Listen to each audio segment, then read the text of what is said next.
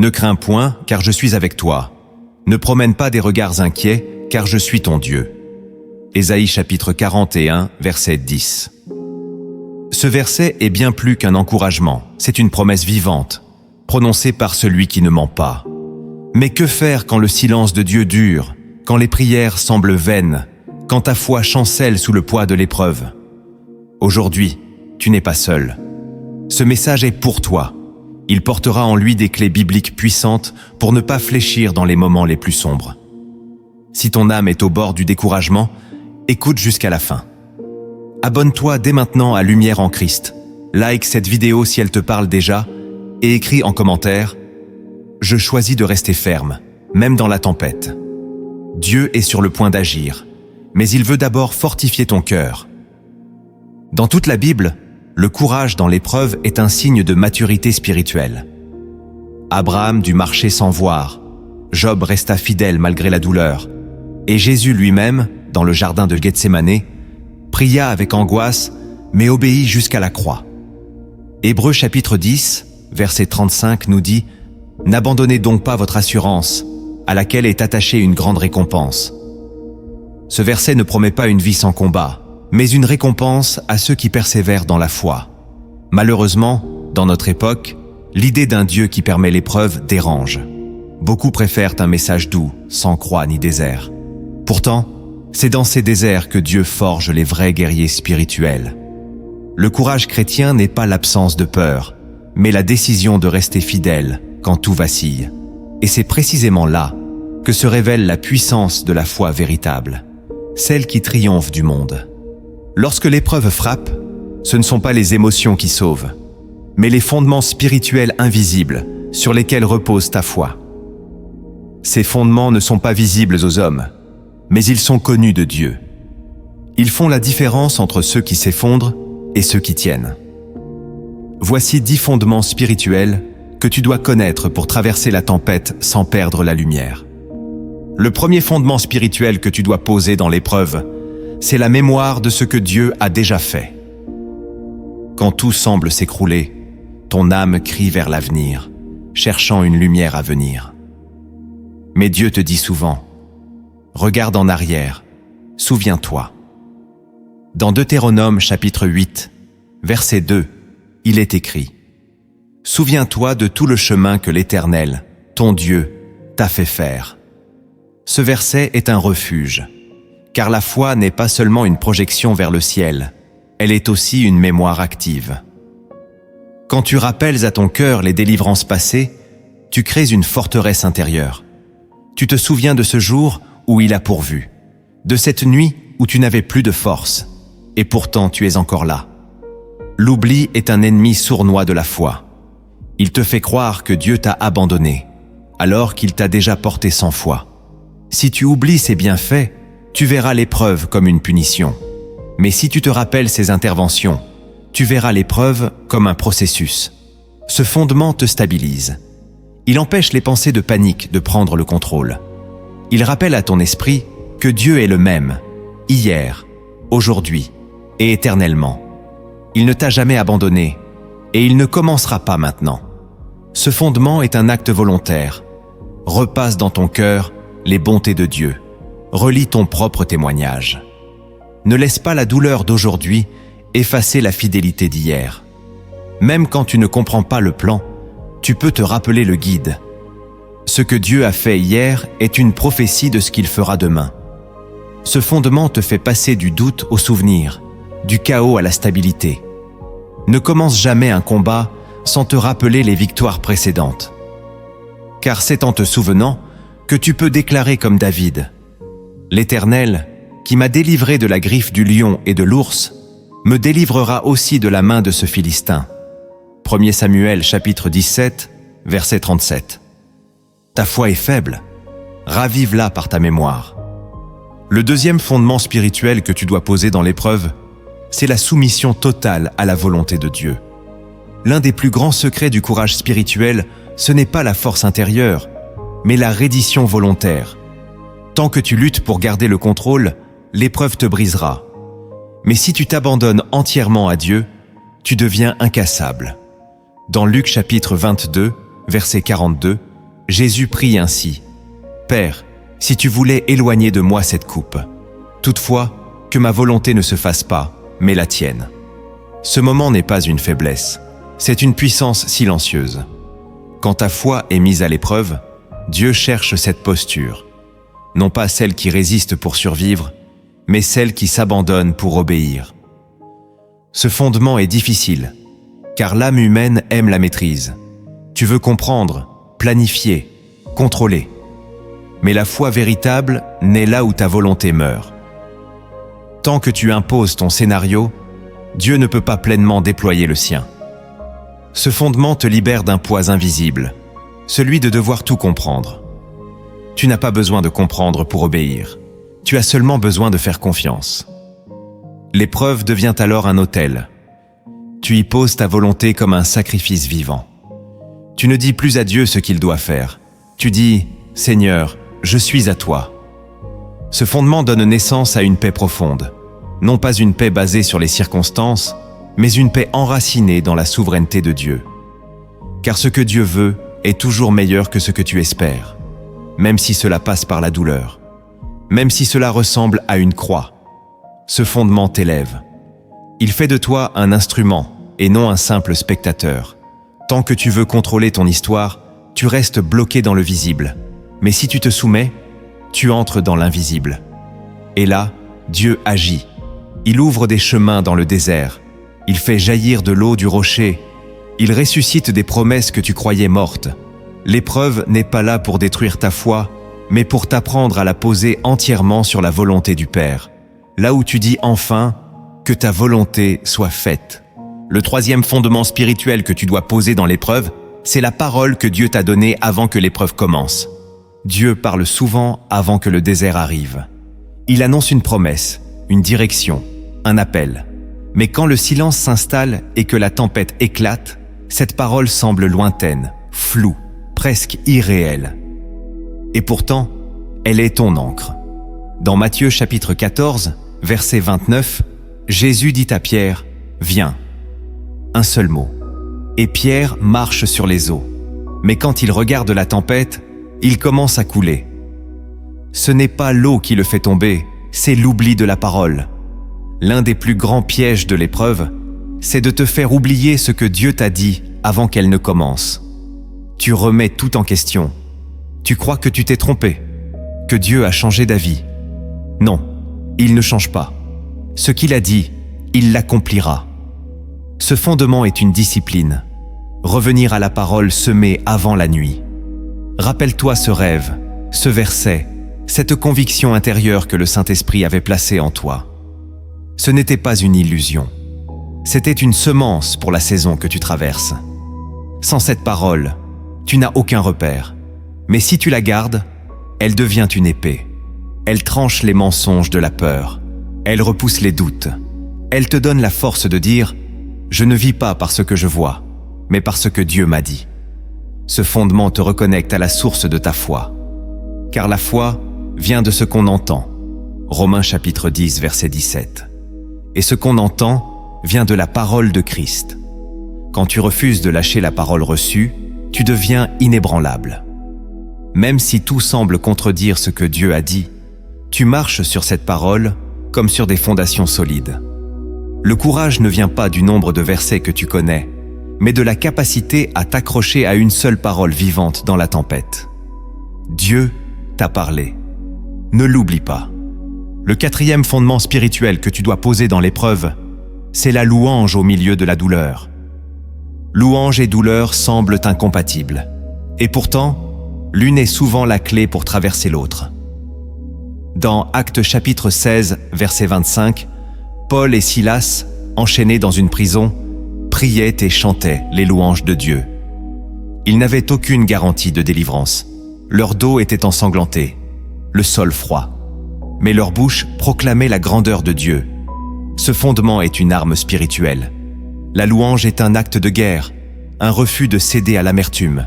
Elle dit « Même si rien ne change, je louerai quand même, car Dieu mérite la louange, pas à cause de ce qu'il fait, mais à cause de qui il est. » Ce fondement brise les chaînes intérieures avant même que les portes ne s'ouvrent. il transforme l'ambiance de ton âme.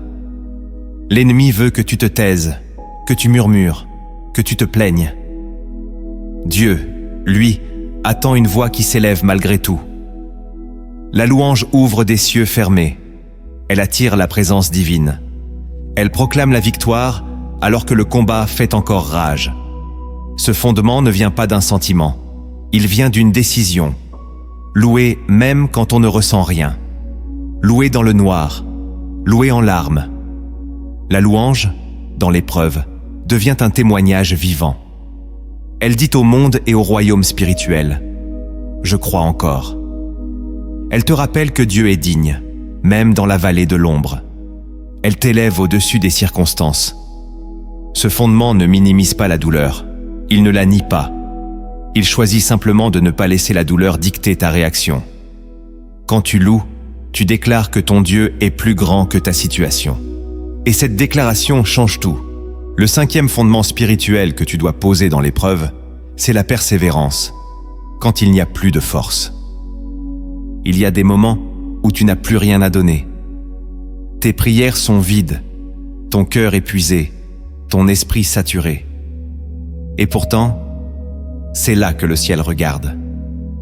Dans Jacques chapitre 1, verset 12, il est écrit « Heureux l'homme qui supporte patiemment la tentation, car après avoir été éprouvé, il recevra la couronne de vie. » Ce fondement n'est pas spectaculaire.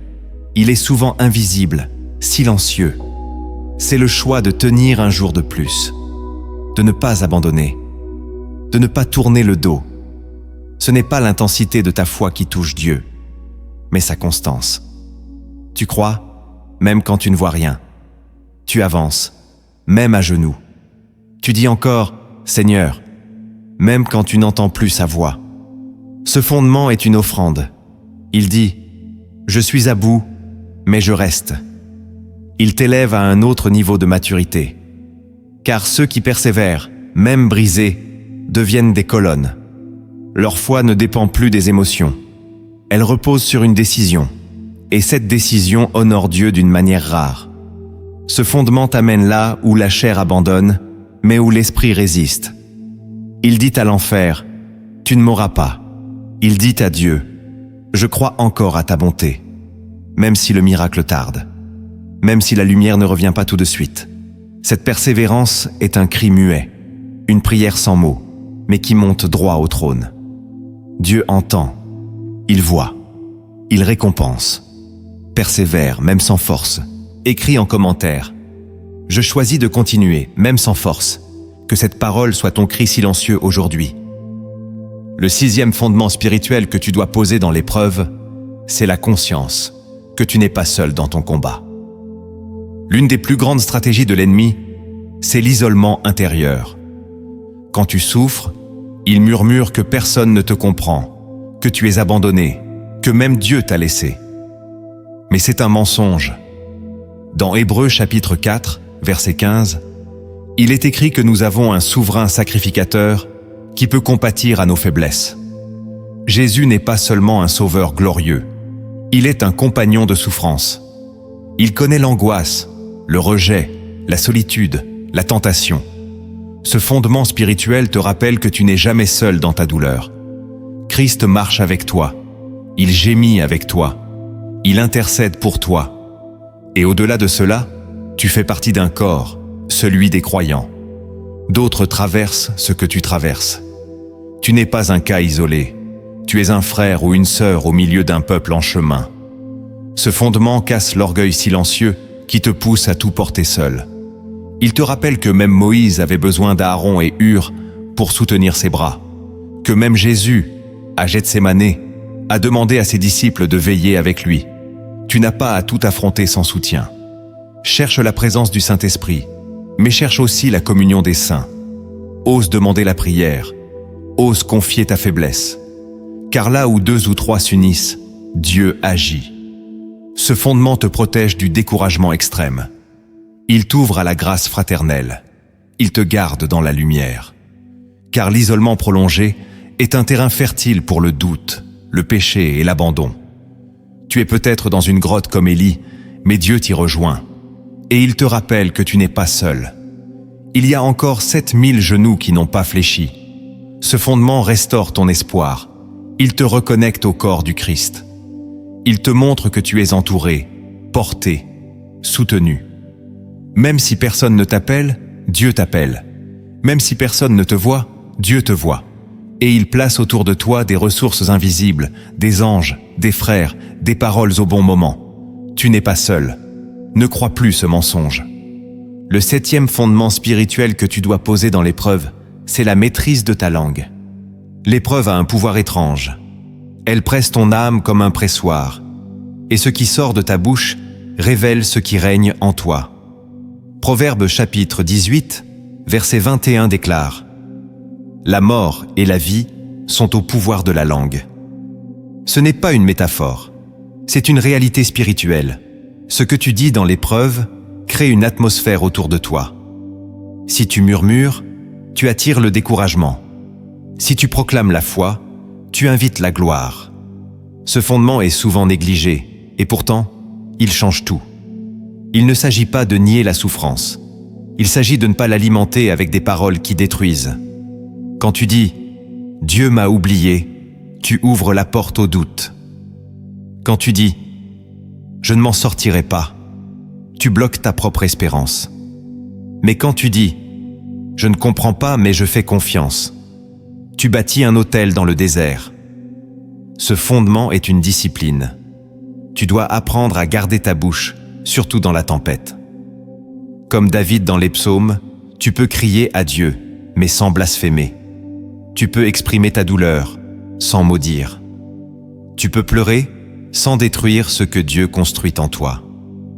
Ce fondement demande une vigilance constante. L'ennemi cherche à te faire prononcer des paroles qui t'enchaînent. Dieu, lui, attend des paroles qui activent la foi. Ce fondement est aussi un témoignage pour les autres. Quand ceux qui t'observent entendent des paroles de vie sortir d'un cœur blessé, ils voient la puissance du Saint-Esprit en action. Tes paroles deviennent prophétiques. Elles ne reflètent pas ce que tu ressens, mais ce que tu crois.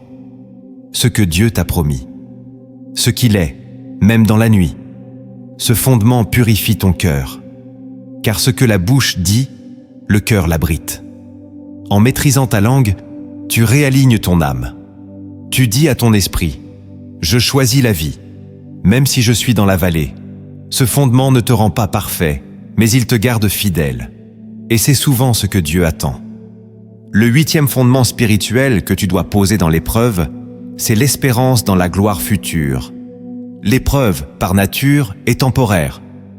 Mais elle a un pouvoir, celui de te faire croire qu'elle est éternelle. L'ennemi veut que tu perdes de vue ce qui t'attend après, que tu oublies la récompense, que tu ne penses plus à l'éternité. Mais dans Romains chapitre 8, verset 18, Paul déclare « J'estime que les souffrances du temps présent ne sauraient être comparées à la gloire à venir. » Ce verset n'est pas une consolation vague, c'est un rappel stratégique. Ce que tu vis maintenant n'est pas la fin de ton histoire, ce n'est qu'une étape. Ce fondement t'élève au-dessus de la douleur immédiate. Il fixe ton regard sur l'éternité. Il dit « Je souffre, mais ce n'est pas en vain. Il y a une gloire qui vient, une paix, une récompense. » Ce fondement empêche l'amertume de s'installer. Il te rappelle que chaque larme sera recueillie, que chaque fidélité secrète sera honorée, que chaque combat silencieux sera glorifié. Ce fondement n'est pas une fuite, ce n'est pas nier le présent, c'est vivre dans le présent avec les yeux tournés vers la promesse. Il transforme ton endurance en adoration. Il donne un sens à ta persévérance. Il te permet de dire comme Paul, « J'ai combattu le bon combat, une couronne m'est réservée. » Ce fondement est un feu doux. Il te réchauffe quand le monde te glace. Il t'éclaire quand tout semble éteint. Il fait battre ton cœur avec un rythme céleste. Tu ne vis pas seulement pour aujourd'hui. Tu vis pour ce que Dieu prépare. Une éternité de joie. Une demeure avec lui. Ce fondement change ta perspective. L'épreuve n'est plus un tunnel sans fin. C'est un chemin vers la gloire. Même si tu ne vois pas encore la lumière, tu marches avec espérance. Et cette espérance, dit Paul, ne trompe point. Ce fondement est un ancrage dans l'invisible. Il dit « Je souffre, mais je suis en route vers une gloire qui effacera chaque douleur. Tiens ferme, le meilleur est à venir. » Le 9e fondement spirituel que tu dois poser dans l'épreuve, c'est l'intimité renouvelée avec le Saint-Esprit. Quand la tempête s'élève, l'ennemi veut t'arracher à la voix de Dieu. Il veut te rendre sourd au murmure du Saint-Esprit. Il veut que tu t'agites, que tu t'égares, que tu te perdes dans des distractions. Mais c'est dans l'épreuve que tu as le plus besoin de communion. Jean chapitre 14, verset 16, dit que Jésus a prié le Père pour qu'il nous envoie un autre consolateur, pour qu'il demeure éternellement avec nous. Ce consolateur, c'est l'Esprit de vérité. Et il ne te quitte jamais, même quand tu crois que Dieu est silencieux. Ce fondement t'invite à revenir à l'écoute, à te retirer du bruit, à rouvrir ta Bible, non par habitude, mais pour recevoir. Ce fondement ranime le feu. Il te reconnecte à la source. Il réveille ta sensibilité spirituelle. Dans l'épreuve, beaucoup prient sans écouter. Ils parlent, supplient, mais ne s'arrêtent pas. Ce fondement te dit « Tais-toi un instant. Écoute. Le Saint-Esprit est là. Il veut te guider, te consoler, te parler. Il veut renouveler tes forces de l'intérieur.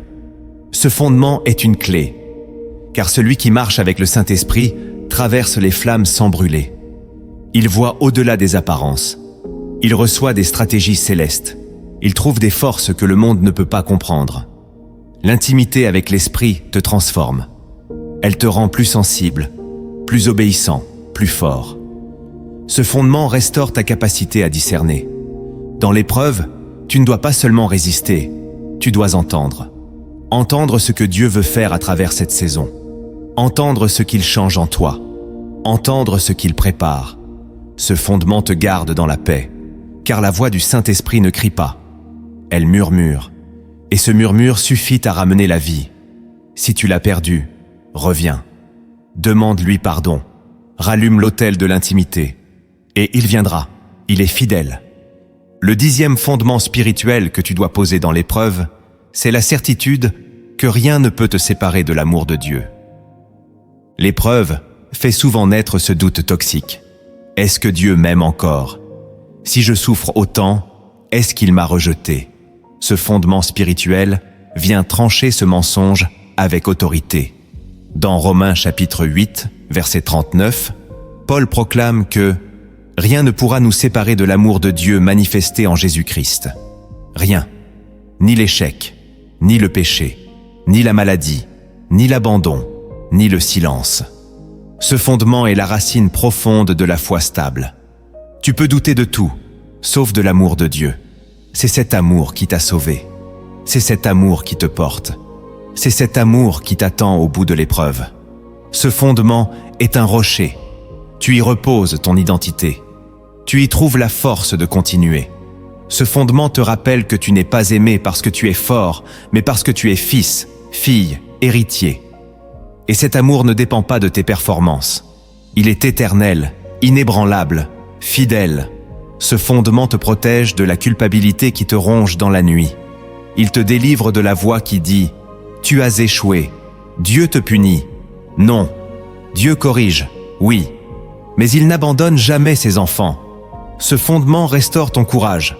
Il te dit « Tu es encore aimé, même ici, même maintenant. » Et rien, ni personne, ne pourra t'enlever cela. Ce fondement transforme l'épreuve en lieu d'assurance. Tu ne dis plus « Pourquoi cela m'arrive ?» Tu dis « Même ici, je suis aimé. » Et cette conviction est une lumière dans l'obscurité. Elle te pousse à te relever, à marcher encore, à espérer encore. Ce fondement est le cœur du message de Christ. L'amour qui endure tout, croit tout, espère tout. L'amour qui ne meurt jamais. Retiens-le, protège-le, car c'est lui qui te fera traverser jusqu'à l'autre rive. Il existe des mystères que Dieu ne révèle qu'à ceux qui restent fidèles dans l'épreuve. Ces vérités ne s'apprennent pas par des sermons, mais dans la douleur, la persévérance et le silence. Elles transforment l'âme et arment l'esprit. Voici 10 mystères révélés que seuls les cœurs brisés mais obéissants peuvent recevoir. Si tu les comprends, ta foi changera de niveau. Le premier mystère révélé, c'est que Dieu parle plus fort dans le silence que dans le bruit. Beaucoup attendent que Dieu crie, qu'il envoie un miracle visible, une prophétie éclatante, un signe spectaculaire. Mais l'Éternel ne se conforme pas à nos attentes humaines. Dans 1 Roi chapitre 19, verset 12, « Dieu ne se manifeste ni dans le vent violent, ni dans le tremblement de terre, ni dans le feu, mais dans un murmure doux et léger. Ce mystère est un test. Car pour l'entendre, il faut d'abord que tout s'éteigne autour de toi. Plus la douleur est grande, plus tu veux du réconfort immédiat. Mais Dieu choisit souvent le silence comme langage. Il te pousse à descendre en toi, à éteindre les voix extérieures, à briser les agitations de la chair. Son silence n'est jamais absence. C'est une invitation, une profondeur, un espace sacré. Quand tout s'effondre et que le ciel paraît vide, ce n'est pas le moment de douter, c'est le moment d'écouter. Le silence de Dieu t'amène à développer une écoute plus fine. Il forme en toi une sensibilité nouvelle. Il t'apprend que l'essentiel ne crie jamais. Ce mystère est une clé, car beaucoup abandonnent quand Dieu se tait, alors qu'il est justement en train de parler autrement. Il parle par la paix au milieu de l'inconnu. Il parle par le souvenir d'un verset. Il parle par une pensée insistante que ton esprit ne comprend pas encore. Ce mystère brise la religiosité. Il t'apprend que Dieu n'est pas ton serviteur, qu'il n'a pas à te rassurer à chaque instant, qu'il est Dieu et qu'il parle quand il veut, comme il veut. Mais si tu restes, si tu persévères dans le silence, tu entendras. Et ce que tu entendras changera ta manière de marcher pour toujours. Car une seule parole reçue dans le silence a plus de poids qu'un millier de promesses criées dans le bruit. Éteins le monde. Écoute ton désert. Dieu y parle. Le deuxième mystère révélé, c'est que l'épreuve est souvent la réponse déguisée à ta propre prière. Tu as demandé à Dieu de te fortifier, de t'élever, de t'utiliser, de t'amener plus loin dans ta foi. Et il t'a conduit dans une épreuve. Tu as crié pour recevoir sa présence, et il t'a placé dans une solitude brûlante. Tu as prié pour devenir plus spirituel, et soudain, tout ce qui te sécurisait a disparu. Ce mystère est troublant, car on pense souvent que Dieu répond par le confort, alors qu'il répond par la transformation. Et la transformation commence souvent dans la déconstruction. Dans Jean chapitre 15, verset 2, Jésus dit « Tout sarment qui porte du fruit, il l'émonde, afin qu'il porte encore plus de fruits. » C'est un mystère que peu veulent accepter. L'élagage est une marque d'amour. Dieu ne punit pas, il prépare. Il ne t'abandonne pas, il t'équipe. L'épreuve n'est pas une contradiction à ta prière, mais sa réalisation en profondeur. Ce mystère change ta posture. Tu ne demandes plus seulement des bénédictions visibles, tu acceptes les outils invisibles. Tu reconnais que pour porter du fruit, il faut d'abord perdre certaines branches. Dieu a entendu ta prière. Il ne l'a pas oubliée. Il y répond peut-être d'une manière que tu n'avais pas imaginée. Ce mystère t'apprend la maturité spirituelle. Tu ne juges plus la bonté de Dieu à la douceur de ta saison, mais à la profondeur de son œuvre. Tu dis, « Seigneur, même si je ne comprends pas, je reconnais ta main. » Et cette reconnaissance change tout. Elle transforme la plainte en louange, la résistance en soumission, le chaos en croissance. Ce mystère te prépare à recevoir ce que tu avais demandé, mais avec la capacité de le porter sans orgueil. Car Dieu ne donne jamais quelque chose qui pourrait te détruire. Il façonne d'abord ton cœur pour que tu sois prêt. Et cette préparation, souvent, porte le nom d'épreuve. Le troisième mystère révélé, c'est que ta réaction dans l'épreuve pèse souvent plus que l'épreuve elle-même. Dieu est moins préoccupé par ce que tu traverses que par ce que tu deviens en le traversant. L'épreuve n'est pas uniquement une circonstance difficile. C'est une salle d'examen céleste. Dans Jacques chapitre 1, versets 2 à 4, il est écrit « Regardez comme un sujet de joie complète les diverses épreuves, afin que vous soyez parfaits et accomplis. » Ce mystère bouleverse l'intelligence humaine. car l'épreuve te pousse à regarder vers l'extérieur, les causes, les coupables, les solutions. Mais Dieu regarde ton intérieur, la patience, l'humilité, la foi, la persévérance. Ce mystère te ramène à une vérité simple. Tu ne choisis pas toujours ce que tu vis, mais tu choisis toujours comment tu y réponds. Et cette réponse révèle ton niveau spirituel réel. Tu peux connaître 1000 versets et pourtant t'effondrer à la première contradiction. Tu peux être apprécié dans l'Église, mais incapable de garder la paix dans la solitude. L'épreuve agit comme un miroir.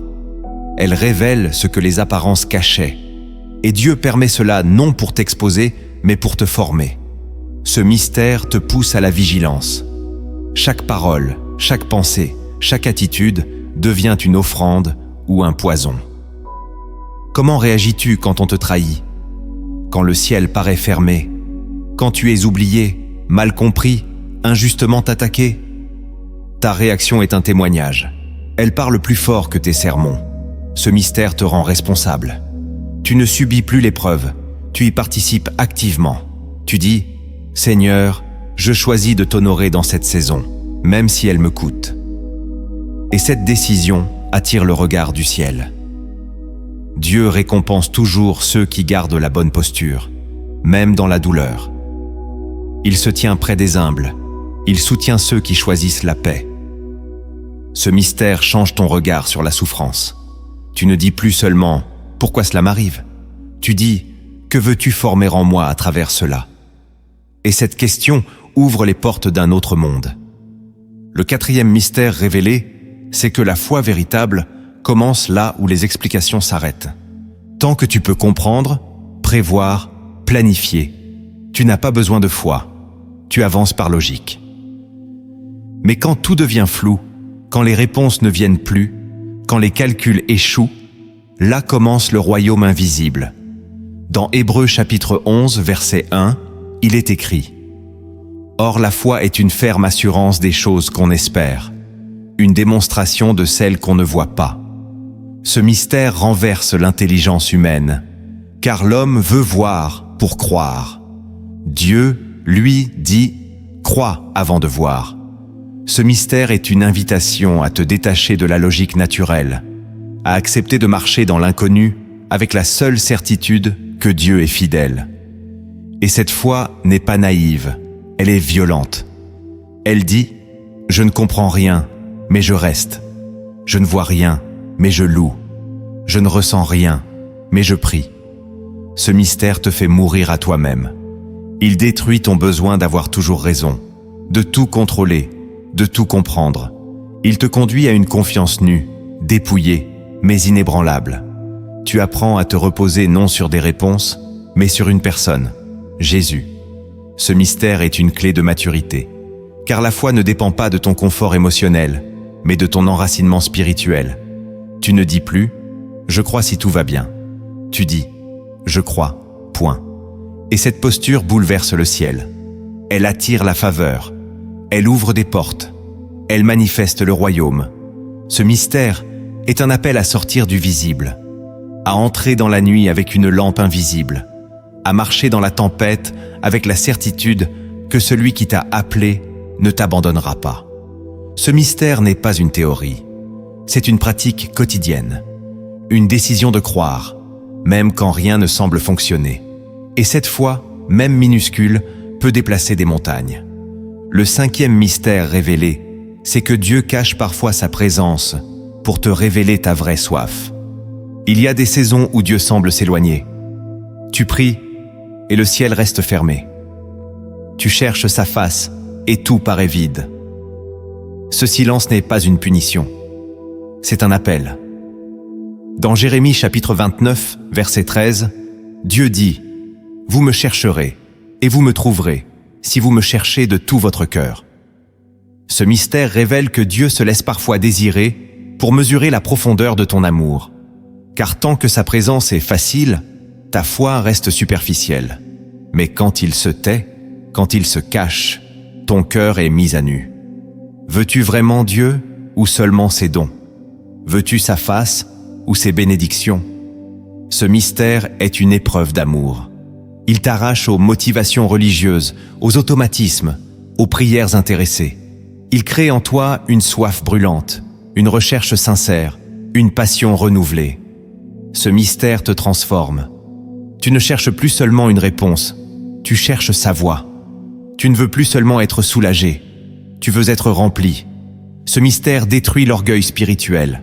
Il t'apprend que tu ne peux rien sans sa présence, que tout ministère, toute œuvre, toute parole est vaine sans lui. Ce mystère est un feu purificateur. Il consume les restes de la chair. Il ouvre des puits profonds dans ton esprit.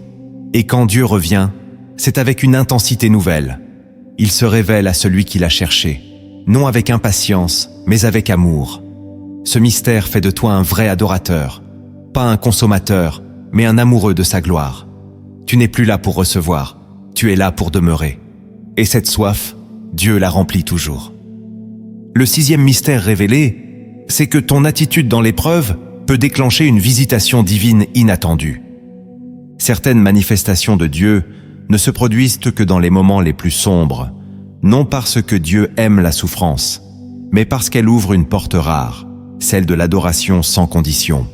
Dans Actes chapitre 7, verset 55, Étienne, en train de mourir, rempli du Saint-Esprit, fixa les regards vers le ciel, vit la gloire de Dieu et Jésus debout à la droite de Dieu. C'est la seule fois dans les Écritures où Jésus est décrit debout au ciel. Ce mystère bouleverse l'ordre visible, car plus ton environnement est hostile, plus ta fidélité devient précieuse aux yeux de Dieu. L'attitude juste dans l'épreuve attire des dimensions célestes que l'abondance ne déclenche jamais. Ce mystère est un appel. Ne gaspille pas ta douleur par la plainte. Sanctifie-la par la foi. Offre-la à Dieu comme un parfum rare. Ce mystère est un chemin vers l'intimité. Il t'ouvre à des visitations, des révélations, des forces qui ne peuvent ne naître que dans l'obscurité. Beaucoup cherchent des expériences fortes dans le confort, mais les plus profondes viennent dans les larmes, dans la constance, dans la fidélité. Ce mystère ne promet pas la délivrance immédiate. Il promet la rencontre, une visitation, une proximité divine qui dépasse l'entendement. Ce mystère est un secret des cœurs brisés. Plus tu restes fidèle, plus le ciel se penche. Et parfois, Jésus se lève. Il ne change pas la situation extérieure, mais il t'accueille dans une gloire invisible, une paix qui défie toute logique humaine. Ce mystère transforme ta vision. Tu ne regardes plus l'épreuve comme une barrière, mais comme un autel. Un lieu où Dieu descend. Un lieu où les anges viennent fortifier, où l'Esprit parle doucement, où ta vie devient un chant d'offrande. Ne minimise pas ton attitude, car dans l'invisible, elle a un poids éternel. Ce que tu vis peut déclencher un ciel ouvert. Le 7e mystère révélé, c'est que ce que tu perds dans l'épreuve révèle ce que tu n'as jamais possédé vraiment. L'épreuve dépouille, elle arrache, elle secoue, elle met à nu. Ce que tu pensais acquis s'écroule. Ce à quoi tu tenais t'échappe. Ce que tu croyais inébranlable vacille. Et tu te demandes, pourquoi ? Ce mystère répond avec douceur mais vérité. Ce que tu perds aujourd'hui était un mirage ou une idole. Dans Matthieu chapitre 6, verset 21, Jésus dit « Là où est ton trésor, là aussi sera ton cœur. » Ce que tu pleures révèle ce que tu aimais vraiment. Et parfois, Dieu permet la perte non pour te punir, mais pour te libérer. Ce mystère est douloureux à recevoir, car il confronte tes attachements invisibles. Il te dit, tu ne possédais pas cette personne, tu dépendais d'elle. Tu ne possédais pas cette position, tu t'y étais identifié. Tu ne possédais pas cette sécurité, elle t'endormait. Ce mystère est une lumière dans la déchirure. Il t'apprend que l'épreuve ne t'arrache rien d'essentiel. Elle ne fait que révéler ce qui devait partir. Ce que Dieu a réellement déposé en toi, personne ne peut le voler. Ce que Dieu a scellé, aucune tempête ne peut l'éteindre. Ce mystère te libère de la fausse sécurité. Il te recentre sur l'essentiel. Il te montre que seule la parole demeure, que seule la foi subsiste, que seul l'amour construit. Tout le reste passe. Ce mystère n'est pas une condamnation. Il est une invitation. Reviens à ce qui ne peut pas être perdu. Rentre dans l'intimité du Père. Laisse-lui t'enseigner ce qui est vrai, stable, éternel. Laisse-le te redonner, après l'épreuve, ce que tu pourras porter sans être possédé. Ce mystère te prépare pour la maturité. Il te fait passer du croyant ébranlé au disciple enraciné. Tu ne vis plus pour ce que tu peux garder, mais pour ce que Dieu ne reprend jamais. Et là, tu découvres la vraie richesse. Le 8e mystère révélé, c'est que la fidélité dans l'épreuve change ton autorité spirituelle. Beaucoup cherchent à avoir de l'autorité dans la prière, dans l'enseignement, dans le combat spirituel. Mais peu comprennent que cette autorité n'est pas donnée dans les bénédictions faciles. Elle est forgée dans les déserts. Dans Luc chapitre 4, verset 14, il est dit « Jésus, revêtu de la puissance de l'Esprit, retourna en Galilée. Mais cela vient juste après qu'il ait vaincu Satan dans le désert. » Ce mystère te dit « L'onction authentique est le fruit d'une fidélité éprouvée. » Quand tu ne triches pas dans la solitude, Dieu te revêt publiquement. Quand tu persévères dans le secret, Dieu élève ta voix dans le visible. Ce mystère casse les illusions religieuses. Ce ne sont pas les diplômes spirituels ni les foules qui donnent l'autorité. C'est la croix portée en silence. C'est le refus de fuir quand tout en toi veut t'abandonner. C'est la fidélité quand personne ne voit. Ce mystère te transforme intérieurement. Il te rend humble mais ferme, doux mais intrépide, calme mais puissant. Il fait de toi une colonne, quelqu'un sur qui le royaume peut reposer. Ce mystère est une promotion invisible. Tu ne la sens pas au début, mais un jour, tu pries, et le ciel répond. Tu parles, et les cœurs s'ouvrent. Tu marches, et les ténèbres reculent, car l'épreuve a gravé en toi une autorité que rien ne peut imiter. Ce mystère est précieux. Il ne se transmet pas, il se vit. Et seuls ceux qui sont restés debout quand tout poussait à tomber le reçoivent. C'est l'autorité du brisé, du purifié, du fidèle. Et Dieu se plaît à la confier à ceux qui n'en abusent pas. Garde ce mystère. Cherche non la gloire, mais la fidélité. L'autorité viendra. Le 9e mystère révélé, c'est que certaines délivrances prennent la forme de perte. Tu pries pour que Dieu te libère. Tu veux une vie pure, un cœur en paix, une destinée alignée. Et soudain, des relations tombent, des opportunités disparaissent, des portes se ferment. Tu crois que c'est une attaque. Mais ce mystère révèle que c'est souvent une réponse. Dans Jean chapitre 15, verset 2, Jésus parle d'un père qui coupe, qui retranche, non pour punir, mais pour porter plus de fruits. Ce mystère est un choc pour l'âme, car tu croyais que la délivrance viendrait avec des chants et des victoires, mais elle est venue avec une rupture, avec un rejet, avec un vide, et pourtant, Dieu était là. Ce mystère te libère de la confusion. Il t'aide à voir que parfois, la perte est une grâce. Elle arrache ce qui te bloquait. Elle libère ce qui t'étouffait. Elle purifie ce que tu ne voyais pas. Ce mystère t'enseigne à ne plus pleurer toutes tes pertes. Certaines sont des guérisons déguisées. Certaines sont des interventions divines que ton intelligence ne peut pas comprendre. Ce mystère restaure ton regard. Tu dis, « Seigneur, même si je perds, je te loue. Car je crois que ce que tu retires, c'est pour me protéger. » Ce mystère est une sagesse. Il t'empêche de t'attacher à ce qui n'était jamais destiné à rester. Il te garde léger, prêt, aligné. Car Dieu ne veut pas seulement te bénir, il veut que tu avances libre. Et parfois, pour te libérer, il doit retirer. Ce mystère t'invite à faire confiance, même quand tu perds. Car la main qui retranche est aussi celle qui guérit. Le 10e mystère révélé, c'est que l'épreuve est parfois ton seul chemin vers la ressemblance avec Christ. Beaucoup prient, « Seigneur, rends-moi semblable à Jésus. » Mais ils oublient que le chemin du Christ a été semé de larmes, de rejets, d'injustice, de croix. Dans Hébreux chapitre 5, verset 8, il est écrit « Il a appris, bien qu'il fût fils, l'obéissance par les choses qu'il a souffertes. » Ce mystère est profond, car il te montre que la souffrance n'est pas un détour, mais un processus. Ce que tu vis n'est pas une anomalie, c'est une formation. Dieu t'envoie là où ton caractère est transformé, là où ton cœur est taillé, là où ta foi devient réelle. Ce mystère t'arrache à une foi superficielle. Il t'introduit dans la ressemblance. Tu pardonnes quand tu as été trahi. Tu pries pour ceux qui t'ont blessé. Tu gardes le silence quand on t'accuse. Tu marches vers ta croix et tu dis que ta volonté soit faite. Ce mystère est un appel à grandir.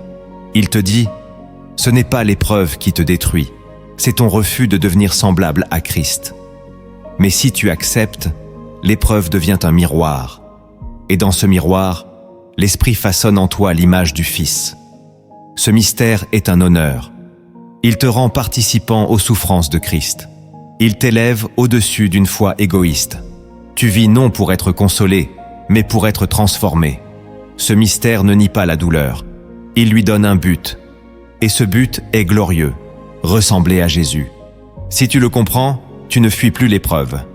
Tu la traverses avec respect, car tu sais que de l'autre côté, tu seras plus vrai, plus profond, plus semblable à ton Maître. Partage cette vidéo si ces mystères ont touché ton cœur. Peut-être qu'un frère ou une sœur en a besoin maintenant. Ce que tu as entendu jusque-là ne suffit pas s'il ne produit aucun changement dans ta vie. L'épreuve t'invite à te repositionner, à poser des décisions radicales, à obéir là où tu hésitais. Voici 7 décisions de transformation que tu dois poser si tu veux que ta foi ne reste pas théorique, mais devienne une force visible, stable et victorieuse dans chaque saison. La première décision de transformation que tu dois poser, c'est de te tenir en prière, même lorsque tu ne ressens rien. Dans les saisons d'épreuve, la prière peut devenir un combat. Tu ouvres la bouche, mais aucun mot ne semble monter. Tu plies les genoux, mais ton cœur reste figé. Tu cherches Dieu, mais tu ne sens plus sa présence. Et c'est justement là que la vraie prière commence. Dans Romains chapitre 12, verset 12, il est écrit « Persévérez dans la prière ». Pas seulement quand c'est facile, mais surtout quand c'est aride. Cette décision est une semence. Chaque moment passé dans la présence de Dieu, même sans frisson, construit une force invisible en toi. La prière n'est pas un échange d'émotions. C'est une fidélité, un rendez-vous, un acte d'amour. Cette décision de transformation fait de toi un véritable adorateur. Tu ne viens plus pour recevoir, tu viens pour rester. Tu pries parce que Dieu est digne, pas parce que tu te sens bien. Cette décision fortifie ton esprit. Elle aligne ton âme. Elle empêche ton cœur de se dessécher. Même si tes mots sont pauvres, même si ton esprit est confus, Dieu entend. Il lit entre les silences. Il voit au-delà des mots. Cette décision transforme ta posture. Tu ne cherches plus un moment de soulagement, mais une relation continue. Tu bâtis un autel quotidien, un espace sacré entre toi et le ciel. Et sur cet autel, même les prières sans voix deviennent des parfums précieux. La fidélité dans la prière silencieuse prépare une visitation puissante. Ce que tu sèmes en secret sera récompensé en public. Ne méprise jamais les prières sèches. Elles sont souvent les plus vraies. Et dans ces moments-là, le Saint-Esprit intercède pour toi avec des soupirs inexprimables. Dieu ne cherche pas une performance, il cherche une persévérance. Et cette décision, si tu la tiens, t'amènera plus loin que toutes les émotions réunies. Car prier sans sentir, c'est aimer sans condition. La deuxième décision de transformation que tu dois poser, c'est de sanctifier ton imagination pendant l'épreuve. L'ennemi ne commence jamais ses attaques par des événements extérieurs. Il commence par les images que tu tolères dans ta pensée. L'épreuve est un terreau fertile pour les scénarios catastrophes, les visions de ruines, les rêves brisés, les pensées de mort. Et si tu n'en prends pas autorité, elles finiront par t'affaiblir.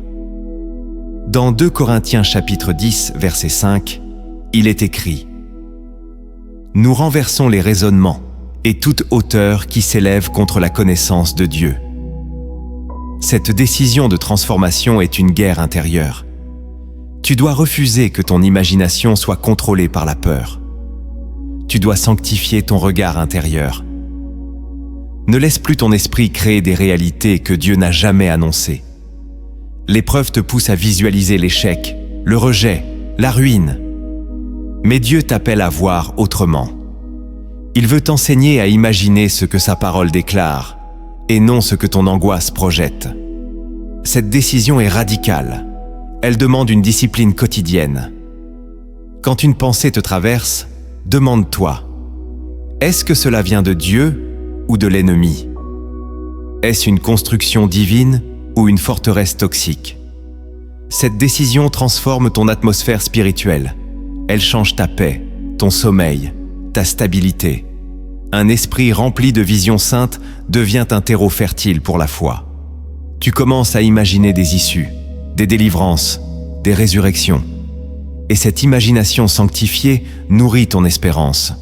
Ce que tu regardes intérieurement influence profondément ce que tu crois. Et ce que tu crois détermine ce que tu vis. Cette décision est un bouclier. Elle te protège des attaques invisibles. Elle t'entraîne à créer avec Dieu, à rêver selon son cœur, même dans la vallée. Car même au fond du puits, Joseph voyait encore le palais. Ne laisse pas l'épreuve voler ton regard intérieur. Protège ton imagination. C'est un sanctuaire. La troisième décision de transformation que tu dois poser, c'est de bénir Dieu, même quand tu n'as plus rien. La réaction naturelle face à la perte, c'est la plainte.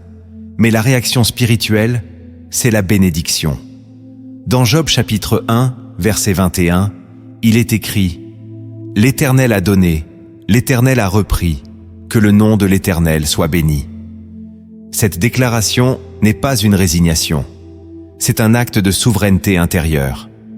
Quand tu choisis de bénir Dieu au cœur de la perte, tu déclares que ta relation avec lui ne dépend pas de ce que tu possèdes. Tu dis « Je t'aime pour qui tu es, non pour ce que tu donnes. » Cette décision de transformation est un tournant spirituel. Elle casse les chaînes du matérialisme, du chantage émotionnel, de la foi intéressée. Elle place ton cœur sur un autre niveau, car bénir Dieu dans l'abondance est facile. Mais le bénir dans la ruine, c'est offrir un sacrifice vivant. Et ce sacrifice touche le ciel. Il dit « Seigneur, je ne te comprends pas, mais je choisis de t'honorer. » Cette décision est un trône. Tu y fais asseoir Dieu au-dessus de ta situation.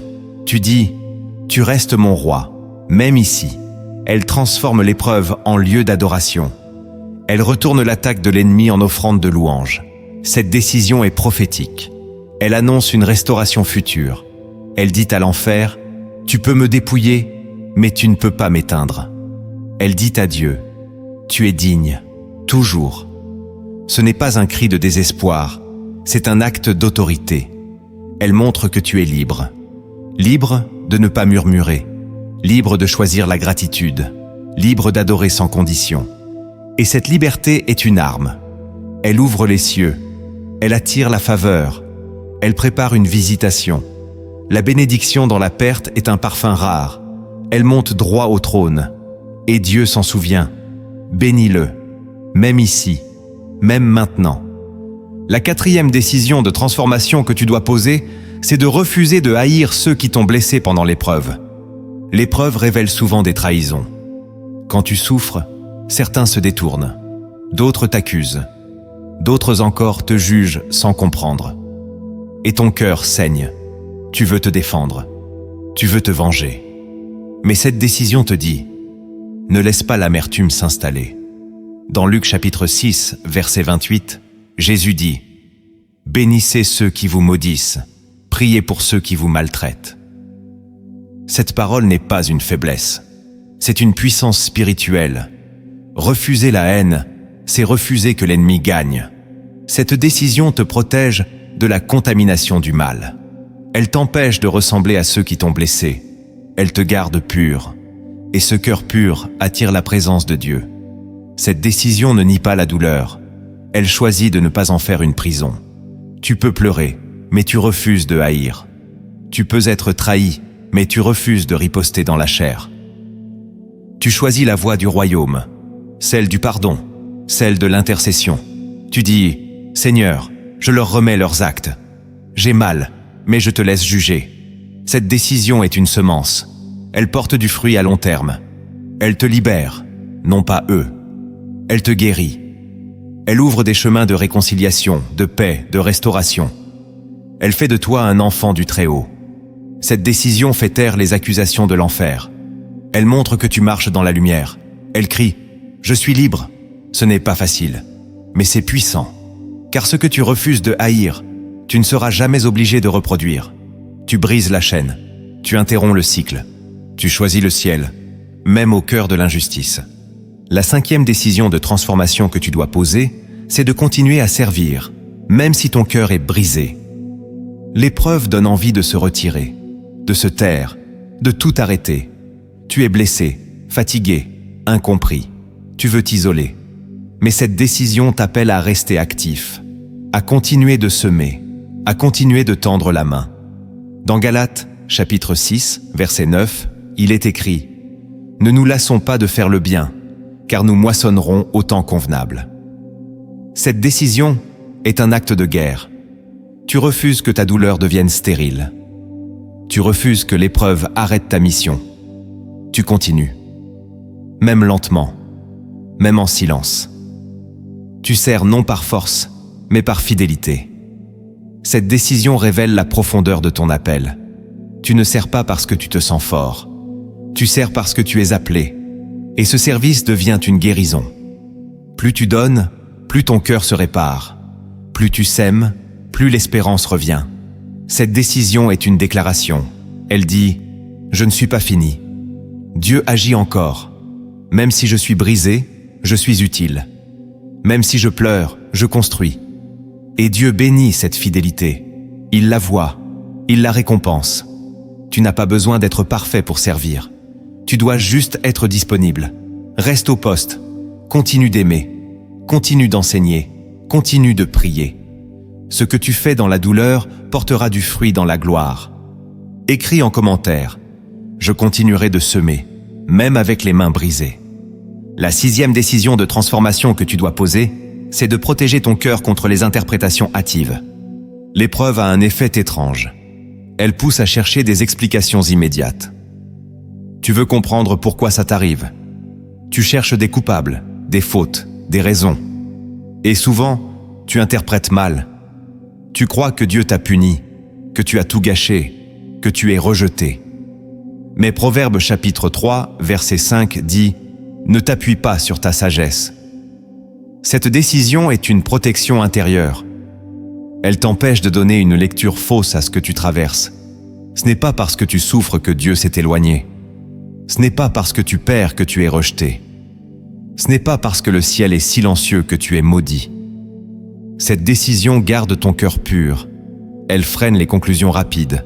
Elle t'invite à l'humilité. Peut-être que tu ne comprends pas encore. Peut-être que la lumière viendra plus tard. Cette décision t'empêche de construire une théologie sur ta douleur. Beaucoup, blessés, déclarent des choses fausses. Dieu ne m'aime plus. Il m'a oublié. Je suis inutile. Mais ce sont des mensonges.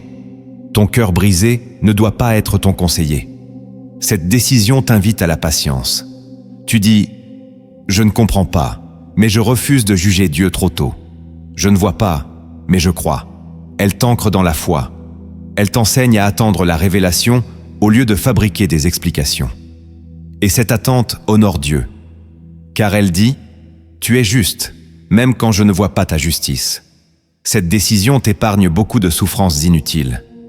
Elle t'évite de tomber dans l'accusation, le regret toxique, la condamnation intérieure. Elle garde ton cœur sain, ouvert, souple. Et un cœur sain peut recevoir la lumière. Ce que tu ne comprends pas maintenant sera éclairé demain. Mais seulement si tu restes humble. Retiens cette décision. Ne laisse pas ta douleur dicter ta doctrine. Attends, Dieu t'expliquera. Et tu verras qu'il ne t'a jamais abandonné. La 7e décision de transformation que tu dois poser, c'est de t'aligner à nouveau sur la voie de Dieu. L'épreuve fait beaucoup de bruit. Douleur, peur, conseil des autres, voix intérieure. Tu es traversé par des flots de pensées. Et au milieu de ce vacarme, la voix de Dieu peut sembler lointaine. Mais elle n'a pas disparu. Elle attend que tu te réalignes. Dans Jean chapitre 10, verset 27, Jésus dit « Mes brebis entendent ma voix, je les connais, et elles me suivent. » Cette décision est un recentrage. Tu fermes tes oreilles aux voix humaines. Tu renonces aux conclusions rapides. Tu reviens à l'écoute. Tu dis « Seigneur, parle, je t'écoute. » Ce n'est pas une posture mystique, c'est un choix concret. Tu ouvres à nouveau ta Bible, non pour chercher des réponses immédiates, mais pour entendre ton Père. Tu jeûnes non pour manipuler Dieu, mais pour te reconnecter. Tu redeviens disciple. Tu veux suivre, pas juste être consolé. Cette décision t'élève. Elle te sort du flou. Elle coupe les voix étrangères. Et soudain, tu entends à nouveau une phrase, un verset, un murmure. Et ce murmure change tout. Tu n'es plus perdu. Tu es guidé. Cette décision renouvelle ton espérance. Elle te montre que Dieu n'est pas resté silencieux. C'est toi qui étais loin. Elle restaure ta paix. Tu n'attends plus que les choses changent. Tu attends sa voix. Et parfois, une seule parole suffit à te relever. Elle ranime ton feu. Elle aligne ton cœur. Cette décision t'ancre dans le surnaturel. Tu ne vis plus par ce que tu ressens, mais par ce que tu entends. Et ce que tu entends devient ton fondement. Retiens cela. Le but de l'épreuve n'est pas seulement que tu survives, mais que tu réentendes la voix de ton berger. Reviens à l'écoute, et tu sauras quoi faire. Pour t'aider à saisir la puissance cachée dans l'épreuve, écoute cette parabole inspirée du royaume. Elle ne parle pas seulement à l'intelligence, mais à ton cœur. Derrière chaque image se cache un enseignement que le Saint-Esprit veut graver en toi. Écoute-la jusqu'au bout, car peut-être que tu es, sans le savoir, ce voyageur. Il était une fois un homme que Dieu avait appelé à bâtir un pont. Un grand pont entre deux montagnes séparées par un ravin profond. Dieu lui parla clairement. « Je veux que tu relis ces deux sommets. Beaucoup passeront par ce chemin. » L'homme, rempli de zèle, commença à travailler. Il avait les plans, les outils et une équipe fidèle. Chaque jour, il avançait. Les poutres s'alignaient, les fondations s'ancrèrent dans la roche. Le rêve prenait forme. Mais un matin, une tempête frappa. Une violente. Le vent renversa les échafaudages. La pluie emporta les poutres. Et l'équipe l'abandonna. Il se retrouva seul, devant un vide, devant des ruines, le cœur brisé. Il pria. Rien. Il jeûna. Silence. Il pleura. Personne. Alors il s'assit, et il attendit. Des jours, des semaines. Une nuit, alors qu'il dormait sur une pierre froide, un vieil homme vint à lui. Il portait une lanterne et s'assit à ses côtés. Il dit « Pourquoi ne reconstruis-tu pas » L'homme répondit « Je n'ai plus rien. » Et Dieu ne parle plus. Le vieil homme leva la lanterne. Dans sa lumière, on vit le pont inachevé, mais aussi un autre pont, plus loin, invisible jusqu'à présent. Il était complet, solide, utilisé. Le vieil homme dit « Ce que tu bâtissais n'était que le reflet de ce que Dieu construisait à travers toi. Ce pont existe déjà dans le royaume. Il est né de ta fidélité, de ta douleur, de ton silence. » L'homme, les larmes aux yeux, demanda « Mais à quoi bon si je ne l'ai jamais vu achevé ici ?» Le vieil homme répondit « Parce que tu ne construisais pas pour toi, mais pour les autres. Et parfois, ceux qui posent les fondations ne traversent jamais le pont, mais ils permettent à des milliers de passer. » Au matin, le vieil homme avait disparu. Mais quelque chose avait changé. Le bâtisseur se leva. Il reprit les outils. Il ne reconstruisit pas le même pont. Il construisit autre chose. Mais cette fois, sans attente, sans peur, sans orgueil. Il travaillait dans le silence, mais son cœur brûlait. Il avait compris que ce qu'on bâtit dans l'épreuve est vu du ciel, même si la terre ne le célèbre jamais. Cette parabole te révèle une vérité que l'épreuve tente de te faire oublier. Ce que tu construis dans la fidélité, Dieu le voit, même si personne d'autre ne le remarque. Tu crois peut-être que ton engagement est inutile, que tes prières sont sans effet. que ton obéissance tombe dans le vide. Mais dans le monde spirituel, chaque clou planté avec foi, chaque pierre posée avec persévérance, chaque jour passé sans abandonner a un poids éternel. Il y a des ponts que tu bâtis et que tu ne traverseras jamais. Mais d'autres le feront, et Dieu te récompensera. Il ne te demande pas d'accomplir des exploits visibles. Il te demande de rester fidèle, même quand tout semble échouer. Car parfois, ce que tu perçois comme une perte est en réalité une semence semée dans l'invisible. Et le ciel s'en souvient. Tu n'as pas été oublié. Ce que tu traverses n'est pas le signe de ton rejet, mais la preuve que Dieu travaille profondément en toi. Chaque larme a du poids dans le ciel.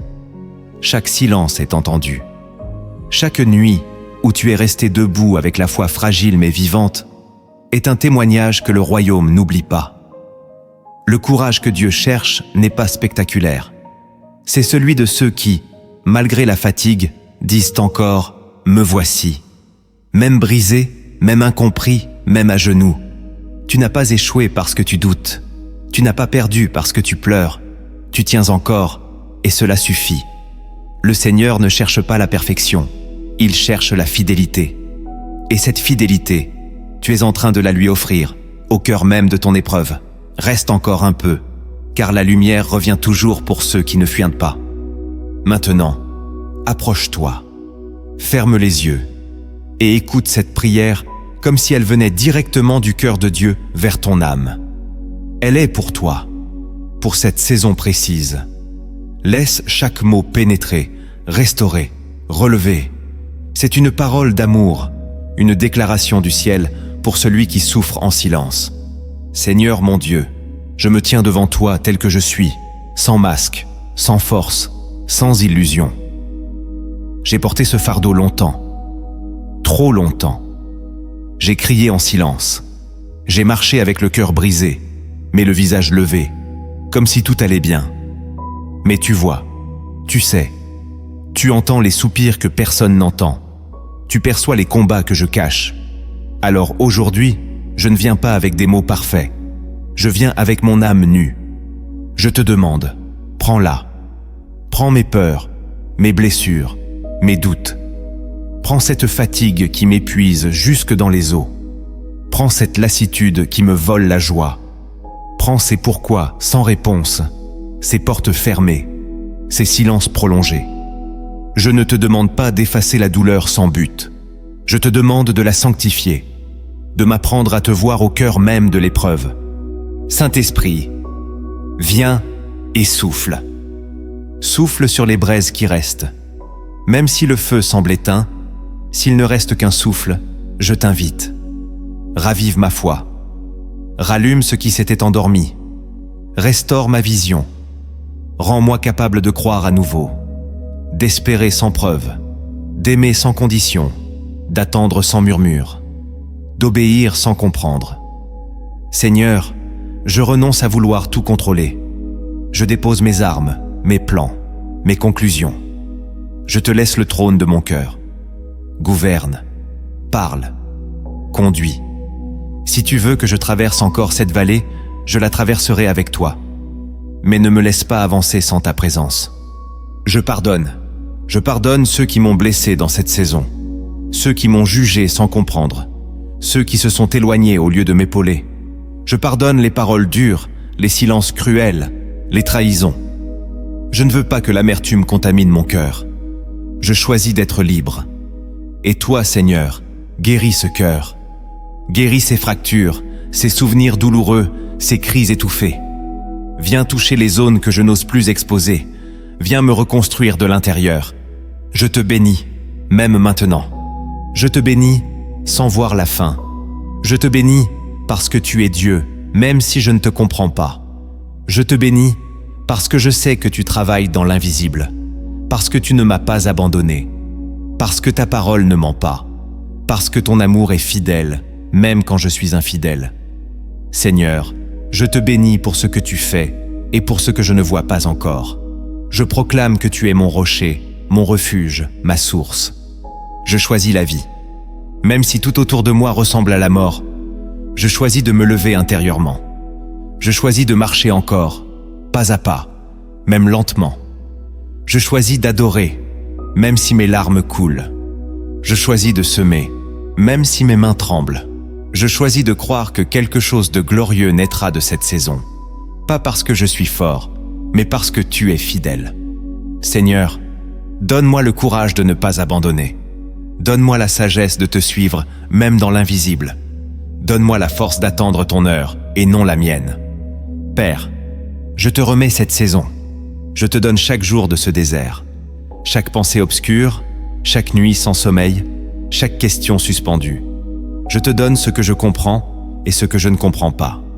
Je te donne ma foi, même vacillante, mon adoration, même brisée, mon cœur, même en morceaux.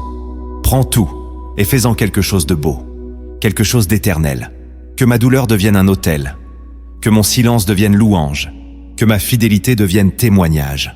Seigneur Jésus, toi qui as souffert bien plus que moi, toi qui as prié dans la nuit, toi qui as été trahi, moqué, crucifié, viens marcher avec moi. Prends ma main, marche dans mon désert. Parle-moi au creux de la tempête. Apprends-moi à te ressembler. Je veux te suivre, non seulement quand tu multiplies les pains, mais aussi quand tu portes la croix, car c'est là que la vraie foi se forme. Je proclame que ma vie est entre tes mains. Je proclame que rien ne m'arrivera sans que tu ne le permettes pour mon bien. Je proclame que cette saison portera du fruit, tôt ou tard. Que ce que je vis n'est pas inutile. Que mon appel n'est pas annulé. Que ma destinée est intacte. Même si l'épreuve m'a brisé, elle ne m'a pas détruit. Même si je suis tombé, je me relèverai. Même si je doute, je crois encore. Je suis à toi, corps, âme, esprit. Merci Père. Merci pour ta fidélité. Merci pour ta patience. Merci pour ton amour inébranlable. Merci pour cette prière que tu écoutes en ce moment. Je sens déjà ta paix revenir. Je sens que quelque chose a bougé dans l'invisible. Je me lève, je te loue, et je marche vers la suite. Non pas parce que j'ai tout compris, mais parce que tu es avec moi. Et cela me suffit. Amen. Si cette parole a trouvé un écho dans ton cœur, ne la garde pas pour toi. Partage-la avec quelqu'un qui traverse une nuit difficile. Car peut-être que cette vidéo est la réponse à sa prière silencieuse. Et toi, écris en commentaire. Je resterai fidèle, même sans réponse. Que cette phrase soit ton cri de foi dans le désert.